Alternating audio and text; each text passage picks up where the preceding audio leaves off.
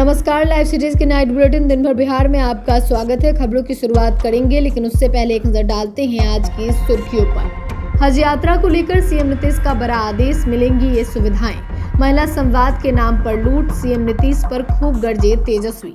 पटना में खरगे का प्रस्तावित कार्यक्रम रद्द, बक्सर में करेंगे जनसभा। जेडीयू का तेजस्वी पर तंज, लैंड फॉर जॉब स्कैम पर कह दी बड़ी बात। मेरा बिहार मुझे बुला रहा है, चिराग का बड़ा ऐलान। तेजस्वी यादव पर बरसे डिप्टी सीएम, लगाए गंभीर आरोप। वक्फ सुधार को लेकर बीजेपी का जन जागरण अभियान। मोतिहारी पुलिस ने 6 साइबर अपराधियों को किया गिरफ्तार। 4 गाड़ियों में भिड़ंत, महिला समेत 2 की मौत। ठनका के कहर से त्रस्त बिहार, तेज हवाओं ने बदला मिजाज। अब खबरें विस्तार से। मुख्यमंत्री नीतीश कुमार ने शनिवार को हज 2025 की तैयारियों से संबंधित समीक्षा बैठक की और अधिकारियों को आवश्यक निर्देश दिए। बैठक में अल्पसंख्यक कल्याण विभाग के सचिव मोहम्मद सोहेल ने प्रस्तुतिकरण के माध्यम से हज 2025 की व्यवस्थाओं के संबंध में विस्तृत जानकारी दी। समीक्षा के दौरान मुख्यमंत्री ने कहा कि हज यात्रियों के लिए हज यात्रा के दौरान एयरपोर्ट तक जाने के पूर्व आवासन, भोजन, आवागमन इत्यादि हेतु सभी सुविधा राज्य सरकार की ओर से प्रदान की जा रही है। मुख्यमंत्री ने कहा कि अल्पसंख्यक कल्याण विभाग बिहार सरकार द्वारा प्रत्येक वर्ष मुस्लिम धर्म के लोगों को हज यात्रा हेतु उनके सबसे प्रमुख धार्मिक स्थल मक्का भेजे जाने की व्यवस्था की जाती है। समीक्षा बैठक के बाद मुख्यमंत्री ने हज भवन जाकर दुआया मजलिस के आयोजन की तैयारियों का भी जायजा लिया। शुक्रवार को सीएम नीतीश ने महिला संवाद के 600 डिजिटल रथों को हरी झंडी दिखाकर रवाना किया। इस पर सियासत शुरू हो गई है। नेता प्रतिपक्ष तेजस्वी यादव ने इससे सरकारी खजाने की लूट और जनता के पैसे पर चुनावी अभियान चलाने का आरोप लगाया है। पटना में पार्टी कार्यालय में प्रेस वार्ता बुलाकर तेजस्वी यादव ने नीतीश कुमार पर आरोपों की बौछार कर दी। तेजस्वी यादव ने बिहार सरकार और मुख्यमंत्री नीतीश कुमार पर जमकर हमला बोला।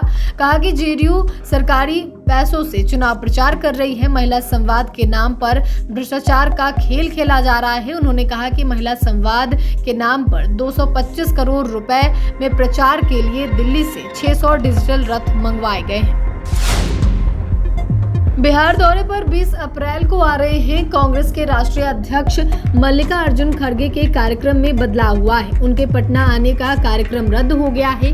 प्रदेश कांग्रेस मीडिया विभाग के चेयरमैन राजेश राठौड़ ने बताया कि राष्ट्रीय अध्यक्ष का बक्सर में 20 अप्रैल को कार्यक्रम है। हालांकि पटना में प्रोग्राम को लेकर आधिकारिक तौर पर कार्यक्रम नहीं आया है। आपको बता दें कि इससे पहले बक्सर के दल सागर मैदान में आयोजित जय बापू जय भीम जय संविधान कार्यक्रम में शामिल होने और फिर पटना के बापू सभागार में संविधान सुरक्षा कार्यक्रम में शामिल होने की जानकारी थी, लेकिन अब पटना के कार्यक्रम में खड़गे शामिल नहीं होंगे। कांग्रेस के राष्ट्रीय अध्यक्ष के कार्यक्रम को लेकर कांग्रेस के प्रदेश अध्यक्ष राजेश कुमार ने शुक्रवार को बक्सर के दलसागर खेल मैदान और चुरामनपुर में बन रहे हेलीपैड का निरीक्षण किया। बिहार विधानसभा में नेता प्रतिपक्ष तेजस्वी यादव ने शनिवार को प्रेस कॉन्फ्रेंस बुलाकर नीतीश कुमार और बिहार सरकार पर गंभीर आरोप लगाए हैं। जवाब में जेडीयू ने इस पर पलटवार किया है। पार्टी नेता और कार्यकारी राष्ट्रीय अध्यक्ष संजय झा ने कहा कि तेजस्वी यादव को पहले इस बात का जवाब देना चाहिए कि बिना काम किए करोड़पति कैसे बन गए। उन्होंने बार बार कोर्ट जाना क्यों पड़ता है। संजय झा ने आगे कहा कि तेजस्वी यादव को पहले खुद के खिलाफ चल रहे जांच पर बोलना चाहिए। उन्हें बताना चाहिए कि कोर्ट उनको बार बार क्यों बुलाता है। नौकरी देने के लिए जो उन्होंने काम किया है उस पर भी बोले।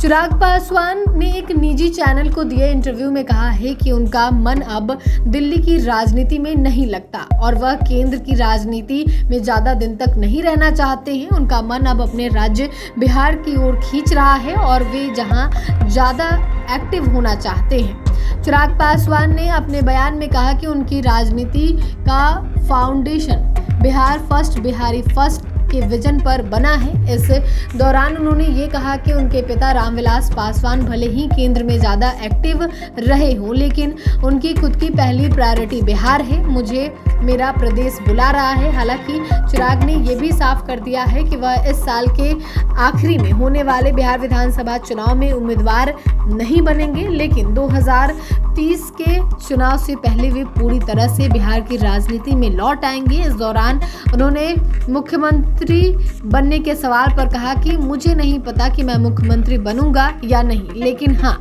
अगर मुझे ऑप्शन मिलता है तो जरूर मैं बिहार लौटना चाहूंगा।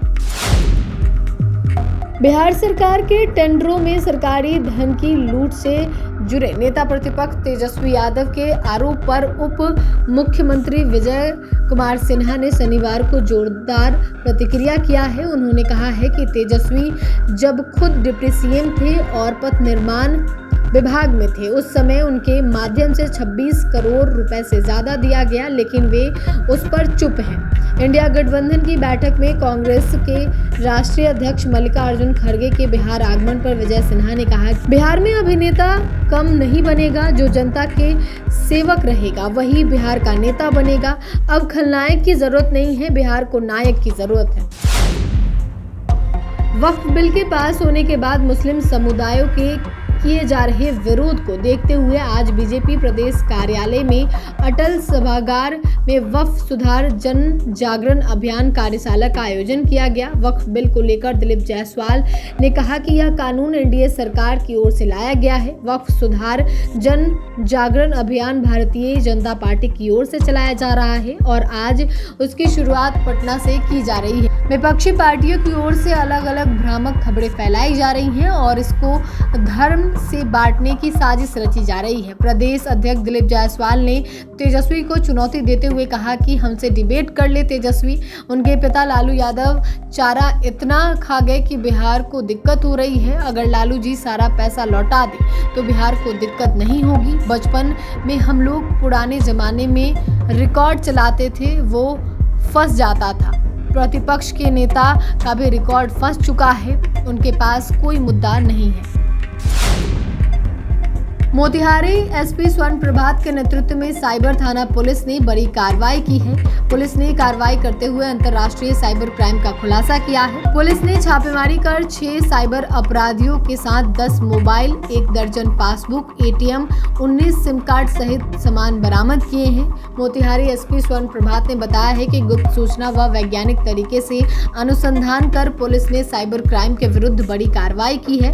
पुलिस ने अंतर्राष्ट्रीय साइबर क्राइम का बड़ा खुलासा किया है। पुलिस ने 6 साइबर अपराधियों को गिरफ्तार किया है। पुलिस ने गिरफ्तार अपराधियों के पास से 19 SIM card, 10 smartphone, 1 keypad phone, 8 ATM card, भिन्न बैंकों के 15 पासबुक, नगद 66,400 रुपए बरामद किए हैं।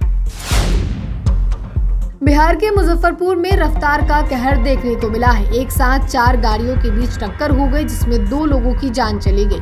मरने वालों में एक महिला भी शामिल है। दुर्घटना के बाद सड़क पर जाम लग गया। काटी थाना पुलिस ने मौके पर पहुंचकर जाम हटाया और शवों को कब्जे में लेकर पोस्टमार्टम के लिए एसकेएमसीएच भेज दिया। सभी गाड़ियों को जब्त कर पुलिस थाने ले गई। यह हादसा एक लेन में गाड़ियों के परिचालन के कारण हुआ। घटना के बाद ओवरब्रिज और आसपास के इलाके में अफरा तफरी का माहौल बन गया। स्थानीय लोगों ने प्रशासन से ओवरब्रिज पर स्पीड कंट्रोल के लिए ठोस उपाय करने की मांग की। काटी थाना के पुलिस अधिकारी ने बताया कि ओवरब्रिज पे तेज रफ्तार में चल रहे 4 वाहन आपस में भिड़ गए।